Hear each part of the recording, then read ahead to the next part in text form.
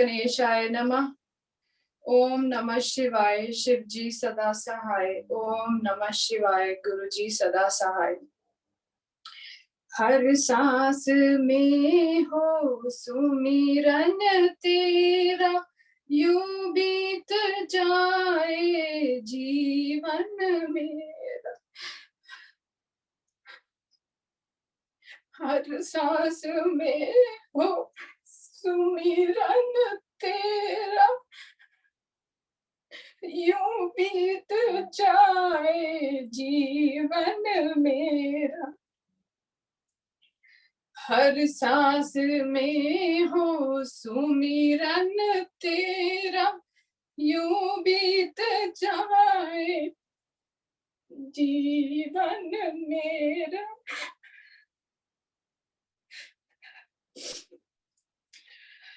नैनों की खिड़की से तुझको मैं निहारूं, नैनों की खिड़की से तुझको मैं निहारूं, दिल में बसा लूं तेरी आरती उतारूं, दिल में बसा लूं तेरी आरती उतारूं। हर दिल में देखूं रूप सुनहरा, यूं बीत जाए जीवन मेरा। हर सांस में हो सुमिरन तेरा, यूं बीत जाए जीवन मेरा, यूं बीत जाए जीवन मेरा। जय गुरु जी। शुक्राना गुरु जी। जय गुरु जी मेरी प्यारी प्यारी संगत को। और मैं गुरुजी का शुक्राना करती हूँ जो उन्होंने आज एक बहुत ही प्यारा दिन चुना। मैं पहले गुरुजी के साथ अपनी जर्नी शेयरिंग करना नहीं चाह रही थी।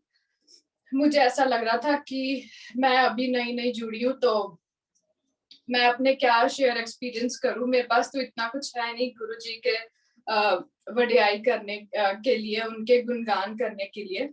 तो मेरे को जैसे कि बाकी संगत आंटी ने भी बोला कि तू अपने सत्संग शेयर कर, तो बाद में मेरे को लगा कि नहीं, बाकी अभी संगत आंटी हैं, अंकल हैं, जिन्होंने अपने सत्संग शेयर करने हैं और मैं तो जस्ट अभी ऐड ही हुई हूँ। तो एक दिन ऐसे ही मैं रूपी आंटी जो अपने सत्संग जो इंडिया से वो डालते हैं दूसरे ग्रुप में, तो वो मैं बहुत सुनती हूँ। तो एक दिन ऐसे ही लास्ट मंथ की बात है, 16 अप्रैल की, तो ऐसे ही मैं वो सत्संग सुन रही थी आंटी का।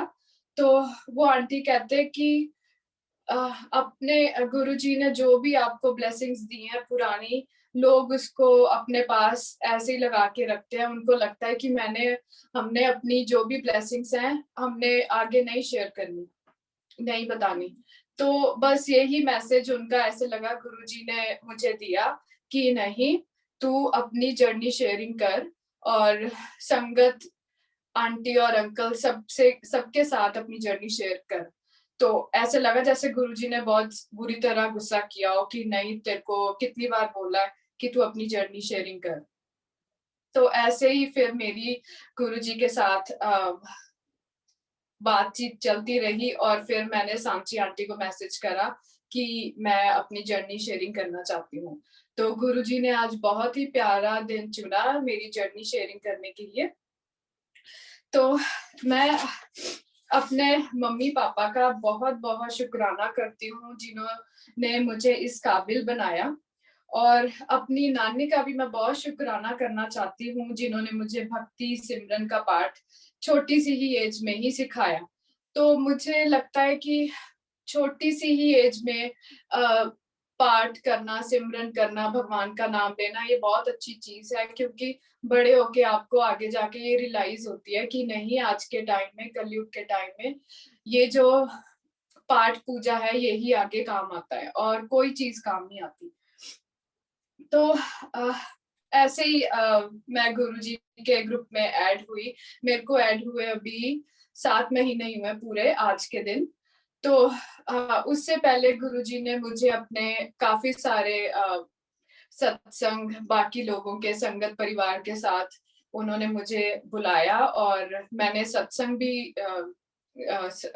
गुरु घर में जाके उनके साथ संगत परिवार के साथ अटेंड करे। मैंने 2017 में सबसे पहले सत्संग अटेंड करा जो शिल्पा आंटी की मम्मा के घर था और उसके बाद मैंने वीना आंटी के घर भी सत्संग अटेंड करा और शिल्पा आंटी के घर और विजय आंटी के घर और भी मेरे ख्याल से मेरे को लगता है 2, 3 या 4 सत्संग होंगे जो मैंने गुरुजी के अटेंड करे।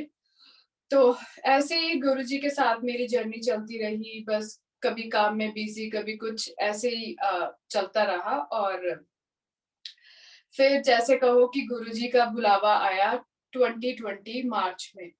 तो मार्च में मेरा इंडिया का लास्ट ईयर प्रोग्राम बन रहा था इंडिया जाने का, मेरी टिकट बुक हो चुकी थी 8th ऑफ मार्च को। तो एक संगत परिवार से एक आंटी ने मेरे को गुरुजी के कुछ ब्रेसलेट दिए कि उन्होंने मेरे को बोला कि ये ब्रेसलेट ना इंडिया जाके उनकी फैमिली को देना है। और वो जो ब्रेसलेट थे वो ये वाले थे संगत जी, ये वाले ब्रेसलेट। तो मेरी फ्लाइट के हफ्ता जाने से पहले उन्होंने फिर मेरे को गुरुजी के ब्रेसलेट दिए कि ये मेरे घर इंडिया में जाके देना। तो मैंने वो जो जितने भी ब्रेसलेट थे, बाकी सामान था, वो मैंने मंदिर में अपने यहीं पे आके रख लिया। तो अपनी फ्लाइट के 2 दिन पहले ही मेरी जो फ्लाइट बुक करवाई थी वो कैंसिल हो गई। तो मैं बहुत ज़्यादा अपसेट हो गई। मेरे को लगा कि भई मैंने तो इतनी तैयारी करी थी, इतना कुछ सोचा हुआ था इंडिया जाने के लिए और एकदम से ही 2 दिन पहले ही फ्लाइट मेरी कैंसिल हो गई।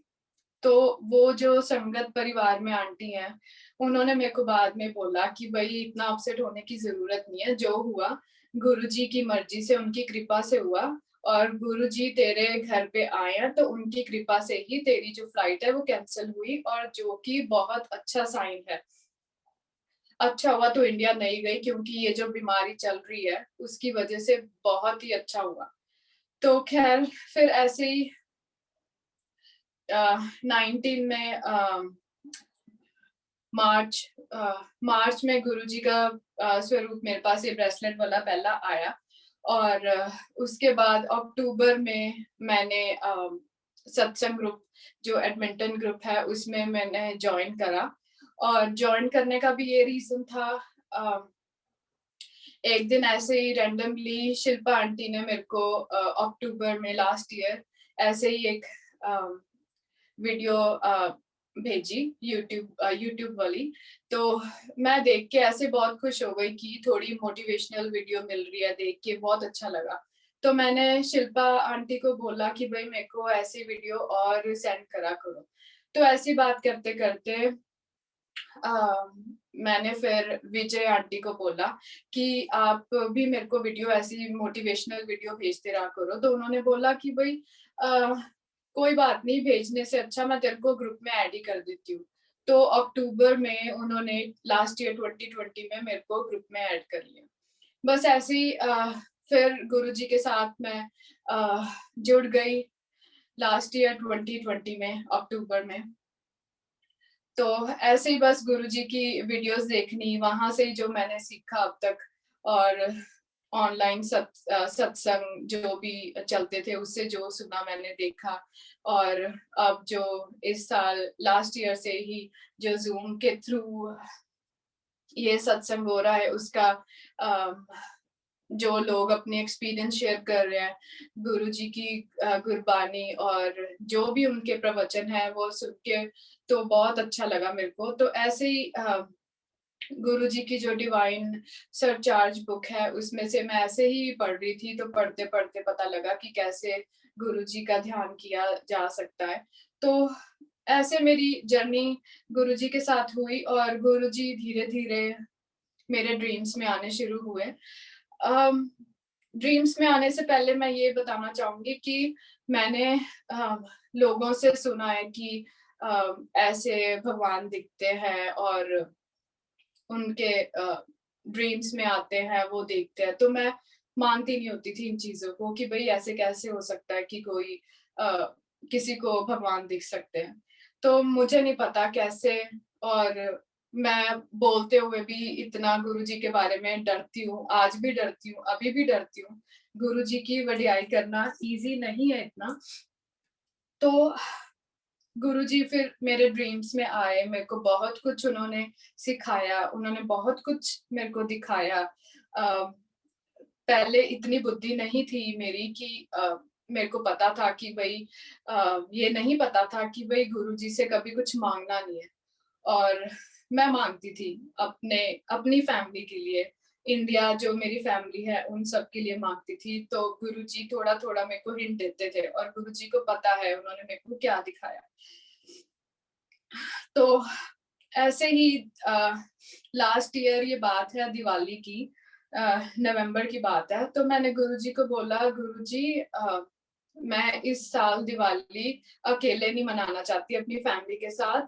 मुझे आप कोई दूसरी और फैमिली मेरे घर में भेजो कि मैं इस बार उनके साथ सेलिब्रेट करूँ। मैं अपनी फैमिली के साथ अकेले नहीं, मैं दूसरी फैमिली के साथ भी सेलिब्रेट करना चाहती हूँ।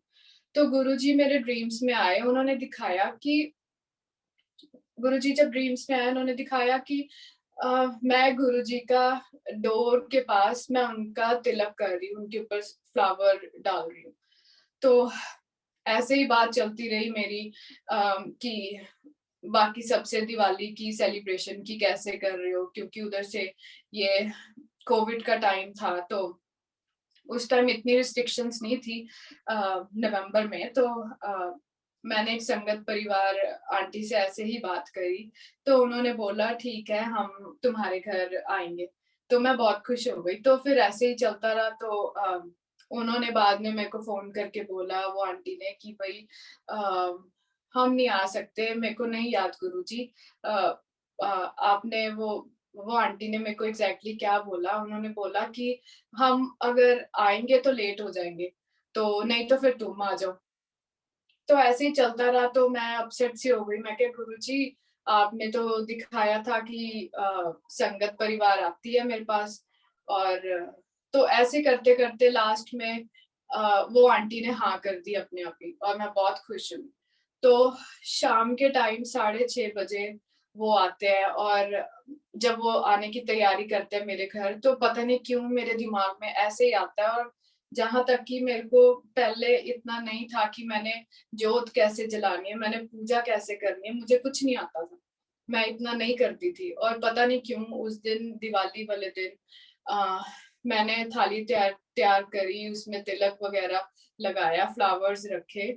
और जब वो संगत परिवार घर पे आया, आंटी आए, अंकल आए और उनकी 2 लड़कियाँ आई साथ में, तो मैं उनका तिलक कर रही। मुझे नहीं समझ आया और मेरे अंकल, मेरे हस्बैंड मेरे को कहते हैं कि उनके आने से पहले कि ये तू क्या कर रही है? कि कोई घर पे आएगा और तू तिलक कर रही है, ये अच्छा थोड़ा ना लगता है ऐसे। तो मैंने कहा नहीं मैं तो करूँगी।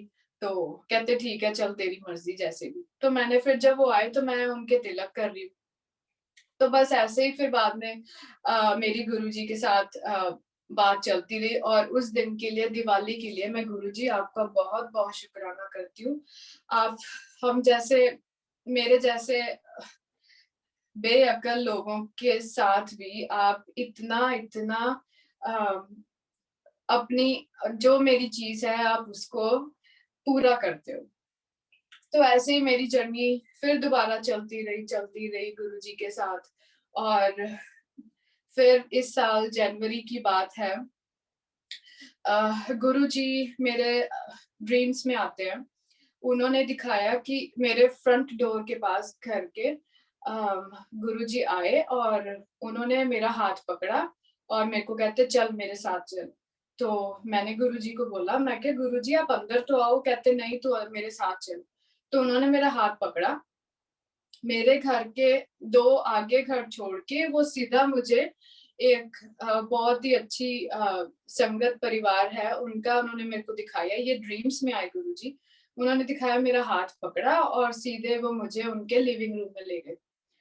और लिविंग रूम में जाके मेरे को खड़ा कर दिया और मेरे को कहते कि इनके इनके घर पे यहाँ आके तूने पाठ करना है, मंत्र जाप करना है और उनको कहना है इस घर में अपने लिविंग रूम में शांति बनाए रखो, टेंशन ना लो, जो होगा सब अच्छा होगा। तो मैं गुरुजी को बोलती हूँ, गुरुजी मेरे पास तो मेरी छोटी लड़की है, तो मैं कैसे करूँ? तो गुरुजी कहते जब तेरे को ठीक लगे, जब तेरे को टाइम लगे, जैसा टाइम लगे, जब भी टाइम लगे, तू इनके घर पे आके और मंत्र जाप करना है और ना कुछ खाना, ना कुछ पीना, ना कुछ लेना, ना कुछ देना। ये सब तूने कुछ नहीं करना वहां जाके, बस अपना मंत्र जाप करके सीधे घर आ जाना। तो गुरुजी शुक्राना उसके लिए। और फिर मैंने उस दिन जैसे ही जब गुरुजी ने मेरे को ये ड्रीम्स में दिखाया तो मैं सुबह उठी और मैंने उठते ही वो आंटी को फ़ोन करा। मैंने इसलिए उनको सुबह एकदम से फ़ोन करा कि जो मेरे ड्रीम्स में आया मैं उनको पहले कह दूँ, उससे पहले मैं भूल जाऊँ कि मैं गुरुजी ने मेरे को क्या-क्या बोला।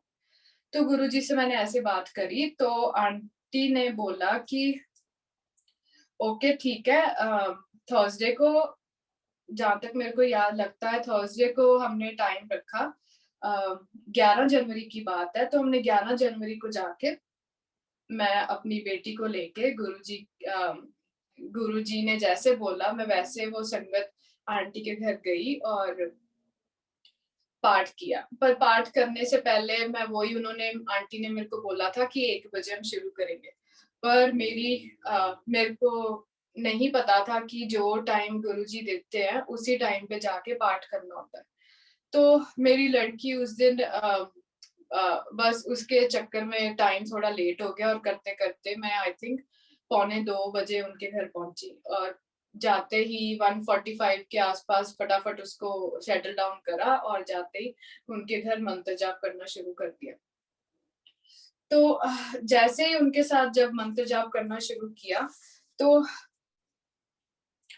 अ, वहाँ उनके लिविंग रूम के पास ही उनका मंदिर है, तो वहाँ जाके गुरुजी का मंत्र जाप करना शुरू करा और जैसे ही आँखें बंद करी, तो गुरुजी ने दिखाया कि गुरुजी उनके जो मंदिर है वहाँ पे अ, उनका स्वरूप वो आए हैं, वहाँ विराजमान हुए। गुरुजी के राइट हैंड साइड पे मेरे को अ, जो दिखे अ, स्वरूप जो दिखे वो दिखे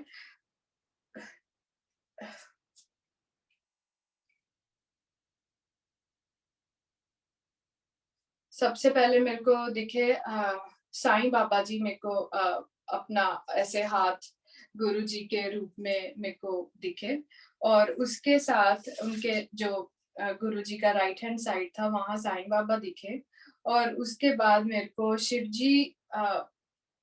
शिवजी नंदी जी के साथ उनका स्वरूप दिखा और उसके साथ शेरावाली माता दिखे अपने शेर जी के साथ, शेर जी दहाड़ते हुए और उसके साथ काली माता दिखे, एक ही रो में मेरे को वो दिखे और उन सब के नीचे मेरे को जो स्वरूप दिखा वो गुरु नानक देव जी का दिखा, उनका भी ऐसे हाथ ऊपर रख के ब्लेसिंग्स देते हुए। और मैं एकदम से ही जैसे आँखें बंद करी हुई थी, एकदम से ही मैंने आँखें खोली, मैं घबरा गई कि ये क्या हो रहा है? तो मेरे को ऐसे लगा कि शायद मेरे को ऐसे ही लग रहा है। उसके बाद मैंने दोबारा आँखें बंद करी तो वही वही सारे स्वरूप मेरे को दिखे और फिर 1-2 बार ऐसे ही चलता रहा, तो मैं घबरा गई एकदम से कि ये हो क्या रहा है? तो घबराते-घबराते मैंने ये चीज़ मंत्र जाप के बीच में ही ये चीज़ मैंने वो आंटी को बोली कि मेरे को ऐसे स्वरूप दिखाई दे रहे हैं। तो उसके बाद गुरुजी गुरुजी ने दिखाया, वो बता रहे हैं मेरे को कि वो आंटी को बोलो कोई टेंशन लेने की ज़रूरत नहीं है, सब ठीक होगा। और ऐसे ही हमारा मंत्र जाप चलता रहा, चलता रहा। तो जैसे ही 1 घंटे का मंत्र जाप था क्योंकि मेरी छोटी आंटी अपनी बेटी के साथ मैं इतनी देर नहीं कर पा रही थी, तो इसलिए 1 घंटे का ही रखा था।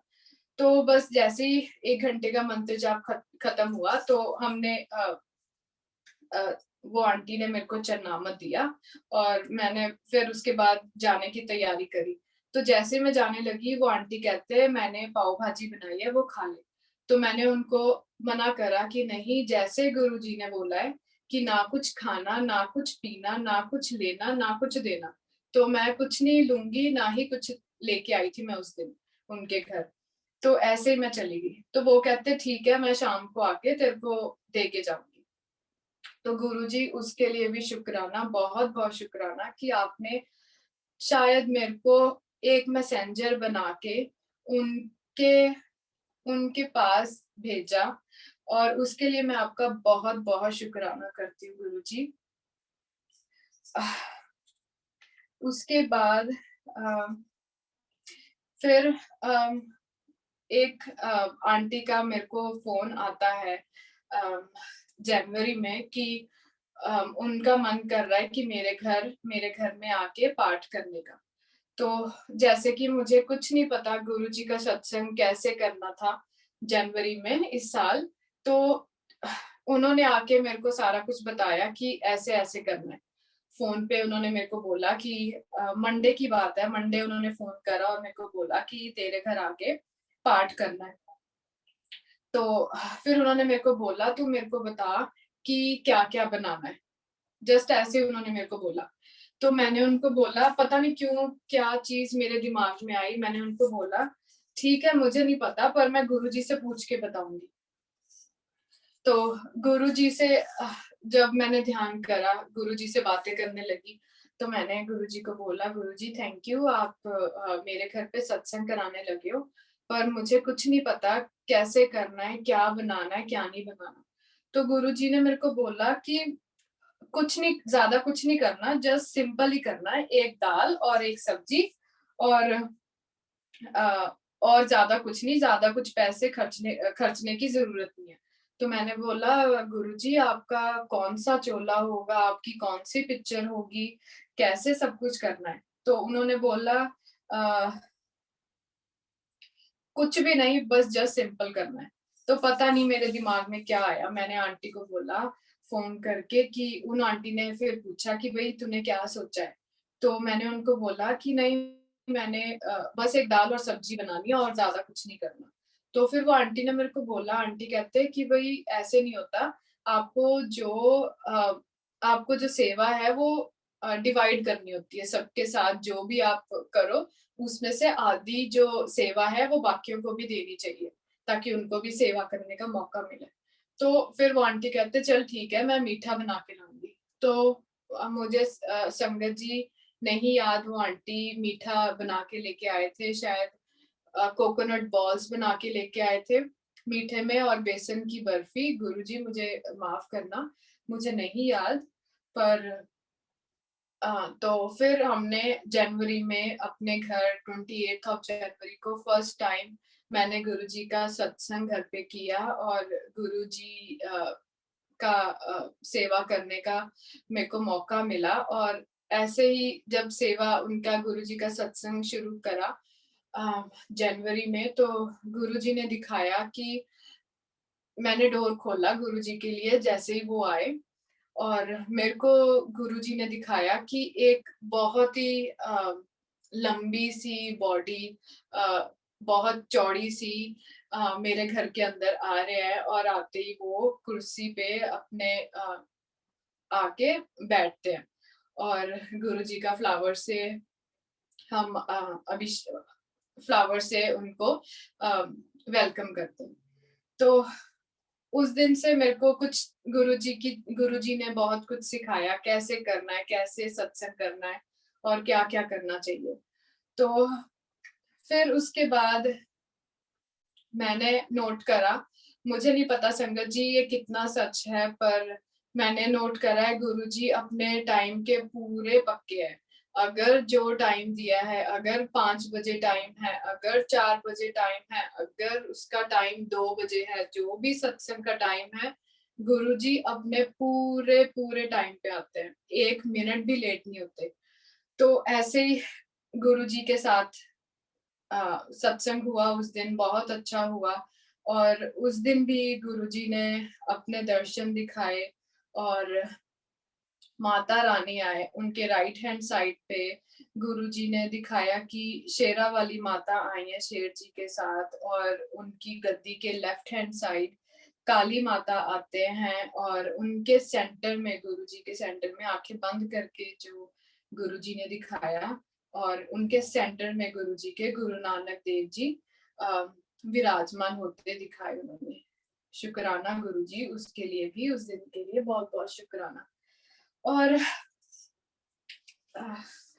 फिर आगे उसके बाद चलते रहे, गुरुजी के साथ जर्नी फिर चली, और गुरुजी ने फिर ड्रीम्स में आए, और ड्रीम्स में एक दिन आए तो उन्होंने मेरे को दिखाया कि वो मेरे इसी मंदिर में, इसी रूम में गुरुजी आए हैं, विराजमान हुए हैं, और गुरुजी मेरे को कहते यहाँ से सारे बर्तन उठा और साफ कर रूम पूरा प्रॉपर।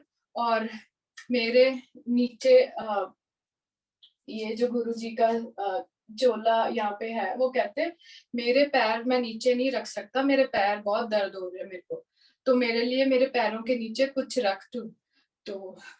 तो मैं एकदम से जागती हूँ, और सुबह जब मैं उठती हूँ तो मैं देखती हूँ कि गुरुजी कह रहे थे मेरे को कि बर्तन यहाँ से साफ, यहाँ से बर्तन सारे उठा साफ कर यहाँ पे। तो मैं देखती हूँ गुरुजी मेरे को बर्तन तो यहाँ कोई भी नहीं दिख रहा, जो भी है सारा कुछ खाली ऐसे ही पड़ा हुआ है।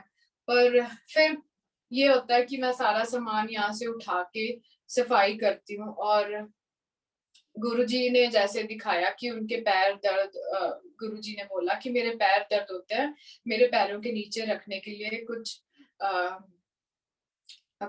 कुछ रख नीचे। तो मैंने मेरा ध्यान उसके बाद बस साफ सफाई करके मैं चली गई।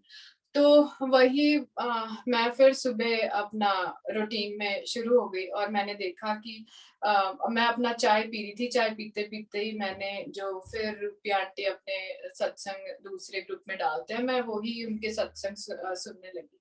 तो वो सुनते-सुनते एक आंटी उसमें ग्रुप में जो बोलते हैं, उन्होंने बोला कि गुरुजी आपको जो भी काम देते हैं, उसको जितना जल्दी हो सके आप वो काम किया करो।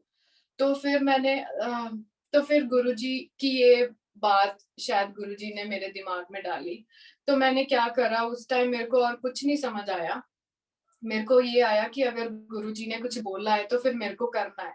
और उस टाइम दोपहर का टाइम हो चुका था, तो मेरे पास और कुछ नहीं, मेरे पास संगत जी ये स्टेप स्टूल ये था मेरे पास घर पे पड़ा। मैंने इसको साफ करा और गुरुजी के चरणों में ये वाला स्टेप स्टूल रखा, और उसके ऊपर मेरे पास ये रेड कलर की टी-शर्ट थी, और मैंने ये रेड कलर की टी-शर्ट उस ये स्टेप स्टूल के ऊपर बिछा दी, ताकि गुरुजी अगर आते हैं तो उनके पैर दर्द ना हो।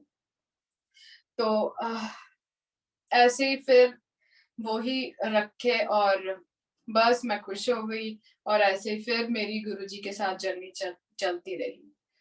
तो संगत जी, मैं ये कहना चाहती हूँ कि यही नहीं था कि बस गुरुजी ऐसे ही मेरे को दिखते हैं, पर गुरुजी ने ये भी मेरे को मेरी आगे जाके मेरी परीक्षा ली। उन्होंने देखा कि मैं देखूँ तो सही कि ये डोलती है कि नहीं डोलती, मुश्किल से मुश्किल वक़्त में भी।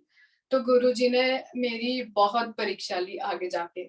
इतनी परीक्षा ली कि भई मैं देखूँ कि मेरे को अब ये छोड़ती है कि क्या करती है। इतनी परीक्षा ली, पता नहीं क्यों आगे जाके मैं बहुत अपसेट हुई, इतनी ज़्यादा मैं टूट गई। गुरुजी को पता है क्यों। और साथ के साथ मेरा इंडिया जाने का भी दोबारा फिर बन रहा था कि भई मार्च आ गई है तो मैंने जाना है इंडिया। तो वो भी हाँ, ना होती रही कि इंडिया जाना है, नहीं जाना, जाना है, नहीं जाना, शायद जाना है। तो वो चलता रहा करते-करते, फिर इंडिया जाने का भी प्लान कैंसल हो गया।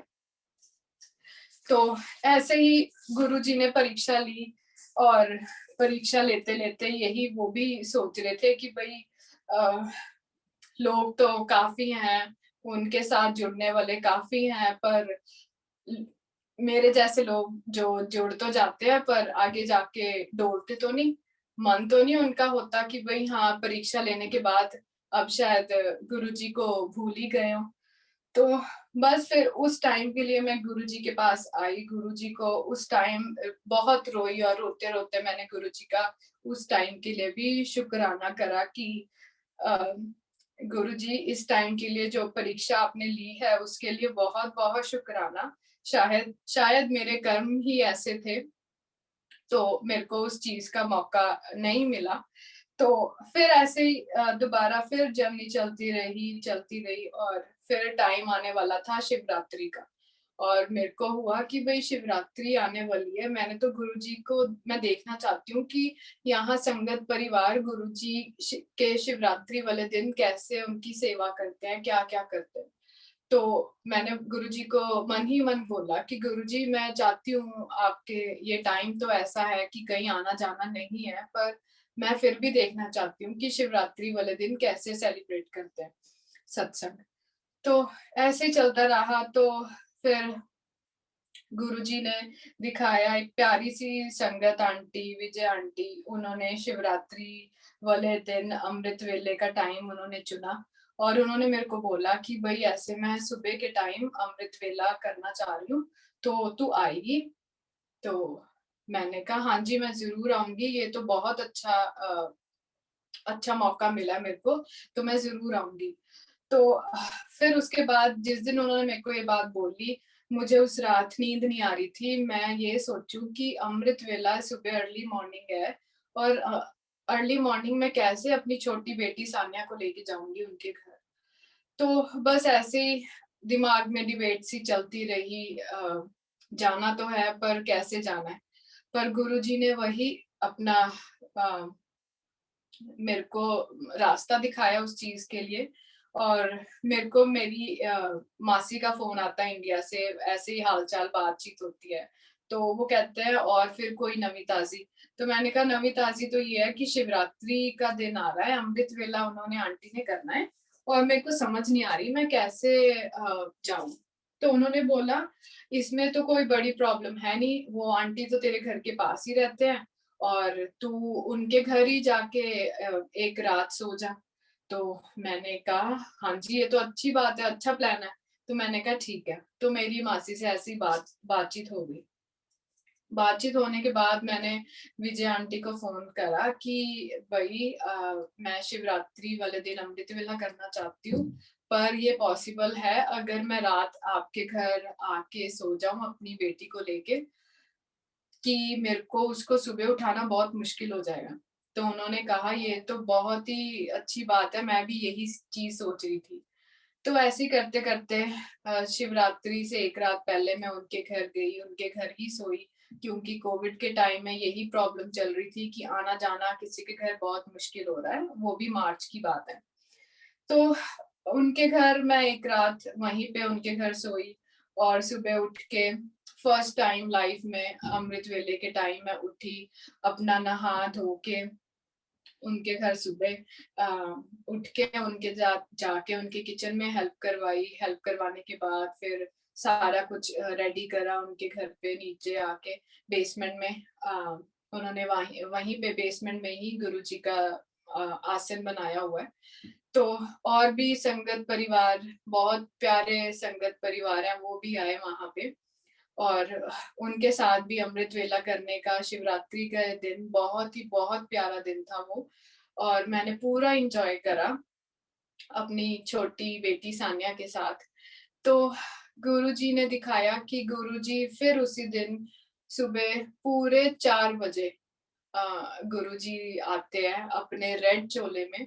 रेड चोले में हम सारे नीचे बेसमेंट में होते हैं और उनका वेलकम बैंड शुरू होता है और मेरे को पता नहीं क्या संगत जी मैं जैसे ही अपनी आँखें बंद करी तो गुरुजी मेरे को जहाँ से सभी लोगों की एंट्री होती है उनकी बेसमेंट उनके ऊपर गैराज का उनका साइड डोर बना हुआ है।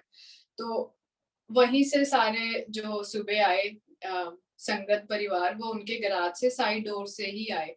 तो जैसे ही आँखें मैंने बंद करी तो गुरुजी ने 4 बजे दिखाया सुबह के शिवरात्रि वाले दिन अ, कि गुरुजी ऊपर गैराज डोर के पास, साइड डोर के पास खड़े हैं, रेड चोले में और गुरुजी मेरे को कहते कि मैं तां ऊपर खड़े हैं, तुसी सारे थल्ले मेरी वेट कर रहे हो। तो मैं फ्लावर्स लेके फटाफट बाकी संगत को देख के फटाफट ऊपर जाती हूँ और साइड डोर जो गैराज का है वो खोलती हूँ, वो लॉक हुआ पड़ा था। तो जैसे ही खोला और गुरुजी के ऊपर फ्लावर्स की वर्षा करते-करते उनको बेसमेंट में लेके आई और पता नहीं फिर संगत जी दिमाग में क्या आया, गुरुजी जब अपने आसन पे बैठे, तो गुरुजी के ऊपर फ्लावर्स की हम सब ने वर्षा करी और फिर मेरे को एकदम से लगा कि गुरुजी तो आके बैठ गए हैं, हम सारा संगत परिवार साथ में है, तो क्यों ना उनकी आरती करी जाए। तो मैं उनकी आरती करने लग गई। संगत जी मुझे कुछ नहीं याद था कि ये सब कुछ कैसे हो रहा है, कैसे नहीं क्योंकि साथ-साथ मैं अपनी आंटी, अपनी बेटी सान्या के साथ भी साथ-साथ बिज़ी थी। मेरे को कुछ नहीं याद हो रहा था कैसे सब चल रहा है। पर जब-जब आँखें बंद करती तब-तब मेरे को बाकी संगत परिवार ने बताया। मैंने गुरुजी के ऊपर अ अ, फ्लावर्स के बाद जब आरती करी, तो आरती करने के बाद उन्होंने बोला कि तूने आरती करी और आरती करने के बाद तो आरती शुरू हो गई और कभी भी प्लेलिस्ट में आरती सबसे पहले नहीं आती। तो ख़ैर उसके बाद गुरुजी अपने आसन पे जब बैठे और हम सब बैठ गए अम, चाय प्रसाद हुई, तो चाय प्रसाद के बाद फिर मैं अपनी बेटी के साथ बैठ गई जब भी मौका मिला नीचे। तो गुरुजी के आँखें बंद करके फिर गुरुजी को ध्यान किया, तो गुरुजी ने दिखाया वो बैठे हुए हैं और साथ में ही शिव जी आते हैं, विराजमान होते हैं वहीं पे और गुरु जी के आसन के पास और तांडव करना शुरू कर देते हैं।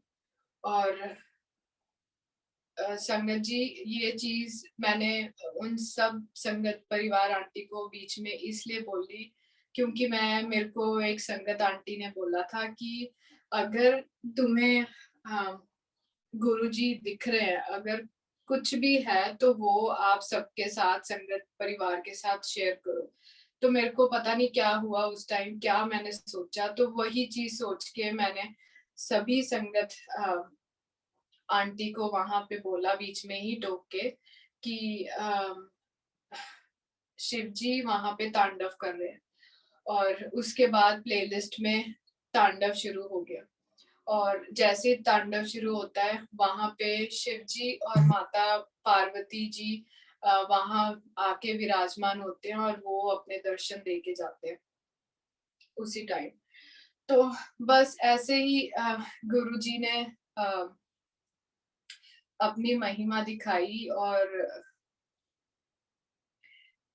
मैं गुरुजी का बहुत-बहुत शुकराना करती हूँ। उनके साथ ही गुरुजी ने गुरुजी के आसन के पास ही फिर दोबारा मुझे नहीं गुरुजी याद पर अगर मैं रिमाइंड करूँ तो शायद उनकी राइट हैंड साइड पे उन्होंने फिर माता रानी शेरावाली माता शेर जी के साथ अ, विराजमान हुए उनकी राइट हैंड साइड पे और उनकी लेफ्ट हैंड साइड पे दोबारा फिर काली माता विराजमान हुए।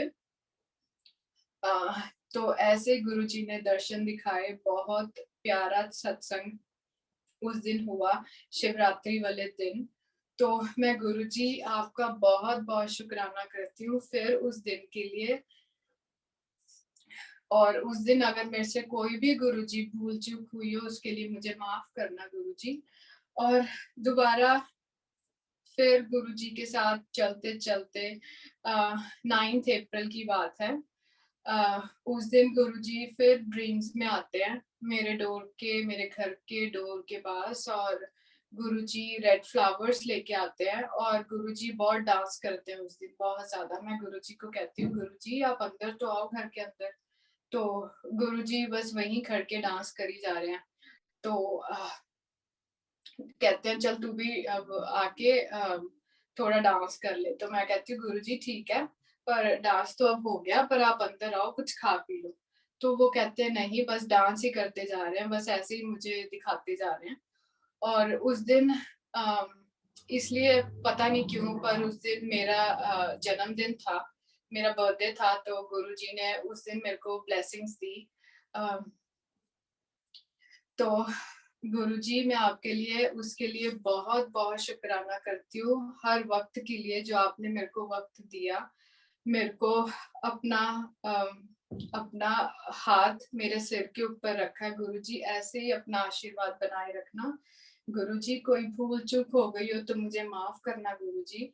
संगत जी, मुझे नई संगत समझ के मेरे से कोई भी भूल चूक हो गई हो, मुझे माफ करना। मैं किसी की भी फीलिंग्स को हर्ट नहीं करना चाहती। ये मेरे अपने एक्सपीरियंस है गुरुजी के साथ, वो मैं आपके साथ शेयर करती हूँ, क्योंकि गुरुजी की वडियाई करना बहुत ज्यादा मुश्किल है।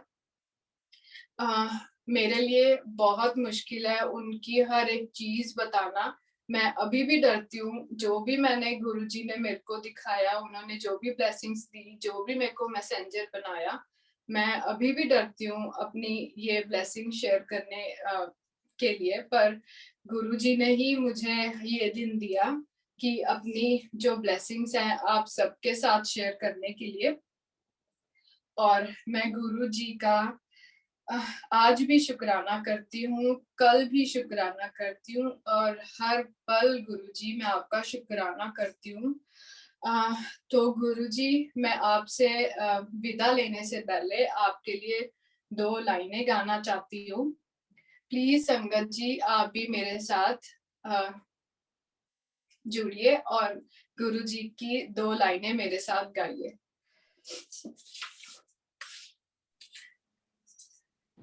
रब मेरा बन के आया मैनू वेख लैन दे, रब मेरा बन के आया मैनू देख लैन दे। के दरबार देखे 2017 से लेके अब तक, तो मैं गुरुजी को कहती थी गुरुजी आप सबके दरबार सबने इतने संगत परिवार ने इतने सुंदर सुंदर सजाए हैं, और मैं भी सजाना चाहती हूँ, मेरे को नहीं पता कैसे। तो मैं गुरुजी के लिए मैं क्या, गुरुजी ने अपने लिए चोला भी मैं गुरुजी के लिए चोला लेके